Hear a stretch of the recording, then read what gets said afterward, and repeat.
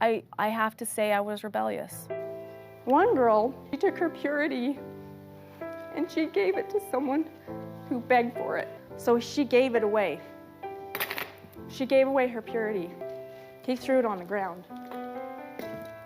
He broke it. Because I was just in a weird spot, I started dating this kid, and I actually made a mistake and I changed my standards.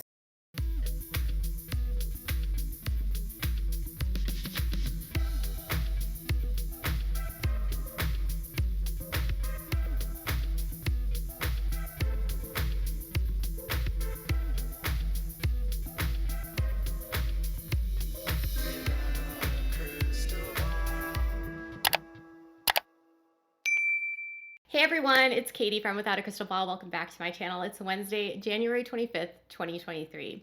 Robyn Brown's divorce has been one of fandom folklore because, well, she has an ex-husband that exists out in the world, and that was a father of 3 children that seemingly gave up his kids for adoption. Well, the divorce records paint quite a bit of a different story of the difficulties that they were having during the years leading up to the termination of his rights and him finally agreeing to sign over adoption for the kids in Nevada. But Robyn Brown's divorce from David Preston isn't exactly the way that she would portray it. Well, at least not on paper, because on the show, she has said some pretty disparaging things about David.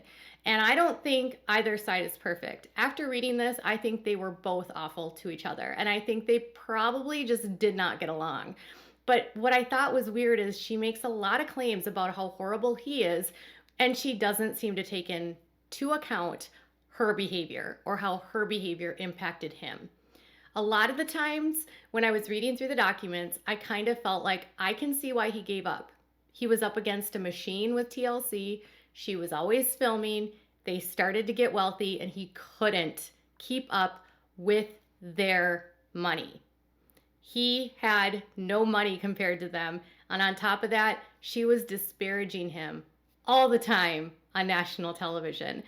There was a period of time that he actually went to Guatemala for 6 months, and it was during the same period that on national television, she told the world that he stole her purity and was in a ABUSER. To someone else.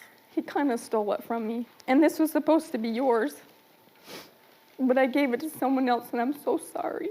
The mistakes that I made were very challenging for me and very, very painful for me, and actually led me down a path of 9 years of a lot of hell. He didn't call her for 6 months and she was angry. I wonder how he felt. It was in the period of 2013 that he didn't contact her and she wonders, I wonder why David didn't call. Okay, so the show was probably a big factor in their relationship. Robyn moving around a lot, but also David got remarried and had kids. And I think he ended up getting a little bit of stability with those 2 children where maybe things were just easier where he was at. I'm not going to excuse a father that goes to the routes that he did, and I'm not going to excuse a mother that goes to the routes that she did, but I definitely get the sense out of this divorce that it's definitely not the way that she claimed it was. So let's dive into their divorce, and I'm going to just give you a few of the highlights. There's so much I can go through, and I probably will do another video, but I wanted to give you just some of the key takeaways that I got from the records for you so that you can understand better about what she might have been misleading the fans about on the show. So before we dive into today's topic, can you give this video a thumbs up? Also subscribe to my channel if you have not yet subscribed. Turn the notifications on so you know when I go live or new content loads. And as always, share this video with your friends and leave a comment if you have something to say. Marriage between these two happened when they were really young. They actually got married in 1999 and Robyn was pregnant with Dayton. She was like, I think maybe 2 months pregnant. Not super pregnant because she didn't have him until January of 2000, but she was pregnant nonetheless when they got married in June of 1999. On the show, she likened it to having her purity stolen and the guy that she was with, the kid, not respecting it, begging for it, and basically making him look like he ard her. She took her purity and she gave it to someone who begged for it. and he begged for it and begged for it. So she gave it away. She gave away her purity, and he didn't respect it. He threw it on the ground. Well, they did get married, and during that time, she never worked, and David was the sole provider for the children. Also, during that same period, they racked up a ton of debt, and they also had some marital discord that made life impossible for the both of them. So David was the one to file for divorce from her in 2007. He actually incorrectly listed her age as 33. She was 29 and corrected it in a later filing. And he said that the marriage was irretrievably broken because of serious marital discord. And his biggest thing, he didn't want her to move out of the state of Montana, and he wanted everything split. Now, there's been a huge push in the media, and there's just been this long-standing rumor about a no drinking clause. I did find that, but it was kind of an afterthought, and it was part of a super long parenting plan where, frankly, it was basically outlining everything they could and couldn't do. It included if they could make decisions for the other child, if they had to call each other for things, when the kids could call each other, what kind of activities they could do together. It really didn't feel like alcohol was a problem in their marriage. And frankly, it only brought up that one time. So I think the clause itself is more a standard add to a typical parenting plan of you can have some beverages, just don't get wasted around the kids kind of thing. And I think that's just for the safety of children. I think I've seen this in other divorces, so I'm not surprised by it. And I don't think alcohol was a factor because literally, like I said, it's the only time listed. When Robyn filed her response to David, she basically just said that she wanted to move to Utah, and she, her response was a non-response. She agreed that the marriage was irretrievably broken, and at no place in any of her filings does she accuse him of ABUSE. While I don't have transcripts for any of the hearings, there's never anything that I found, and I got more than 24 set of documents from this divorce, and I found no mention of physical ABUSE at any point, at any place in any of the records. And at no place in the records did I find anything during the totality of their marriage where there were descriptions of the kids not liking David or being scared of him. In fact, it wasn't even an issue in any of the documents. The anxiety came up after the divorce when having to deal with the adoption and David's sort of checking out on the kids after they got famous from the show. Ultimately, the courts allowed her to move, okay? And she moved to Utah, and then she moved again to Lehigh, and then she moved again to Clark County in Nevada. All that time, he was doing the best he could to meet for visitation. There was court-ordered child support, and I'm serious, it was only $159 for the kids, and the health insurance and medical expenses were supposed to be split 50-50. So Dayton had an accident, and that accident led her to have to file a lien on her house. Well, apparently the lien was because he didn't pay his side of the medical expenses. There was some confusion too, because Robyn apparently during the time they were filming was on food stamps. And so in 2010, she filed this, she opened up a filing with the state basically telling David that he needed to pay child support because she was on food stamps.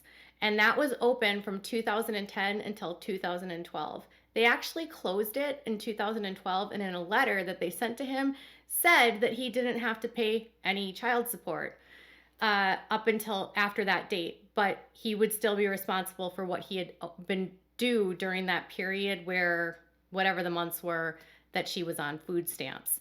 I have zero idea how child support works in Montana, but apparently there was this file that has to be opened where they actually collect it, and he didn't have anything open after 2012, so he didn't think he had to pay. That was what I got out of the divorce. So anyways, she was on food stamps from 2010 to at least 2012, according to the court records. Interesting how that's conspicuously left out of everything on the show, right? And again, nobody cares if someone's on food stamps. It's just weird the little things they leave out of the show because food stamps is an issue, and using food stamps incorrectly within the world of polygamy is a problem in the world of polygamy. So it's probably not something they wanted to bring up because, frankly, they probably didn't want anyone to think that they were abusing the system. And I don't know that they were. I'm just saying she was on food stamps. And Christine was actually on food stamps too. It gets to the point in 2012, things just sort of start falling apart more and more and more between the two of them in their parental plans. And it gets to the point in 2015 where she decides that she needs to make a serious adjustment and asks the court to intervene and suspend his parental visitation until he either would go to therapy with the kids and get things back together because their relationship had become so damaged, or he let the adoption go through. David was apparently not on board with the adoption, frankly, at all. And she goes through in this declaration months and months and months of them that she claims that Preston, which is what he goes by, was not seeing the kids. What I thought was interesting was that when season 6 began filming, or when season 6 began airing in 2013, Robyn for 6 seasons had been talking pretty openly about what a crap person David was, or Preston was. And the further the show goes on, the more and more he withdraws. And I don't know if it's because of what's happening on the show and the pressure that might make and the way that makes him feel. I don't know if it's because he feels like he can't compete. But prior to that, he seemed really engaged. And then it was like he just sort of checked out. So she talks about how in 2000, between 2012 and 2013, he says mean things about her to the kids. And he would call me names and even had my contact on his phone listed as reality bitch. Preston would share all of his financial hardships with the children, and he would tell them it was very financially difficult to have them for visits. So he had 2 kids of his own with a new wife, and then he had the kids for visits for 3 times. And then meanwhile, they're on a reality television show. They're going on trips constantly, and they're living in these big houses in Vegas. And I guess he feels like he can't keep up. But the ironic part is that she's mad at him for talking negatively about him, saying negative things about her to the kids, when she's on air in 2013, effectively accusing him of marital R, and then saying that she regretted having that with him, calling him an abuser. I would see, if I were in his position, that would be hard to compete with. You know, I don't know how I would feel about that. And then you have all these people online thinking you're a crap person. I would imagine it would do something to your psyche. And I can't say that that's the reason, but he ends up sort of, the longer the show goes on the air, he withdraws more and more. And so one thing I also thought was interesting is that she says that Cody took the kids to Disneyland to cheer them up when he abruptly cut short a visit in 2012. And they went to Disneyland twice in the same summer. So Robyn's kids got a special trip, an impromptu trip to Disneyland, and then they got a family vacation to Disneyland. So remember how they said, Peyton said he saw them getting things that he didn't get? That's what I think they're talking about. The kids were getting things from Cody that they weren't getting from Cody. And Cody was like doing over the top things for the kids because Preston would cancel or whatever. It also seems like anytime Preston wanted to talk to her, she provided text messages in here, and I'm not going to show you guys, but he would contact her saying, I want to talk, can I call the kids, blah, blah, blah. And multiple times she would say, we're filming, we can't talk. On a Sunday, he'd call and say, can I talk to Aurora? No, we're filming.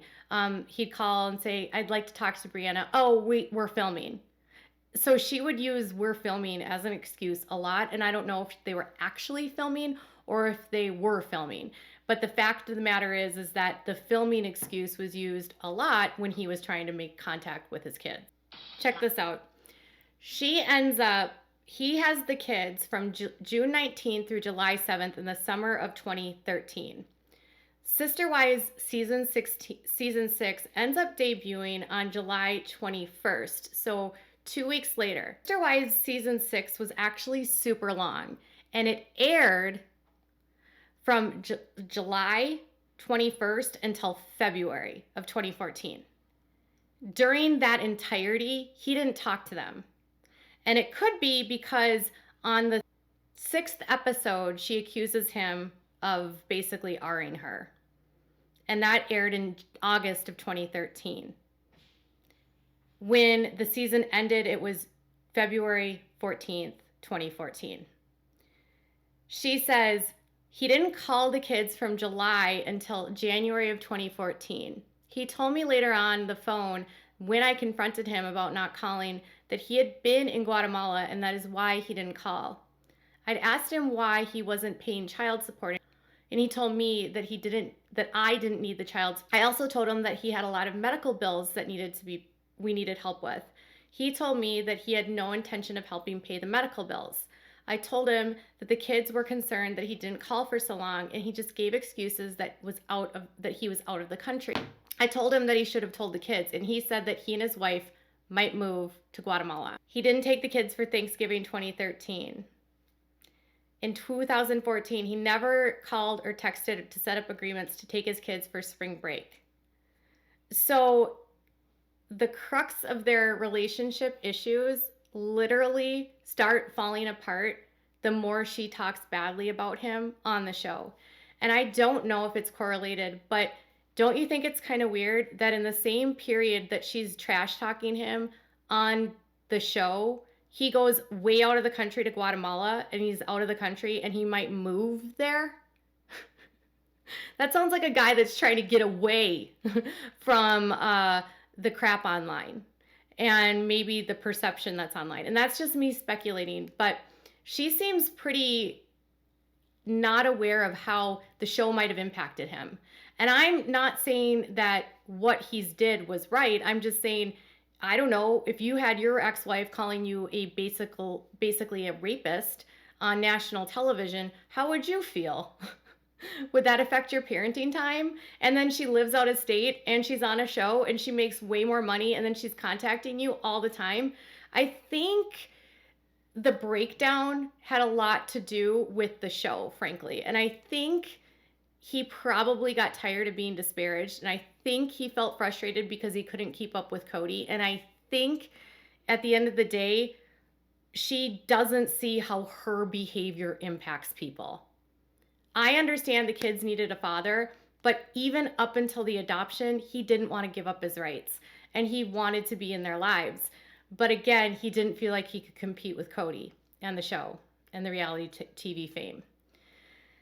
So I'll go into more depth with the adoption later, but I just wanted to share that part about how Robyn's behavior on the show likely caused huge problems between her ex-husband and the relationship he had with her, which indirectly affects the kids. And it's sad because up until that point, it seemed like he really wanted to be a good dad. I don't know. What do you think happened? Tell me in the comments below. Bye, guys.